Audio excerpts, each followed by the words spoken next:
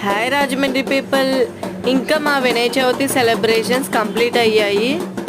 Last దీపం వెలిగించేసి కొండెక్కాక ఇంకా drums play చేసి డ్యాన్స్లు వేసాము.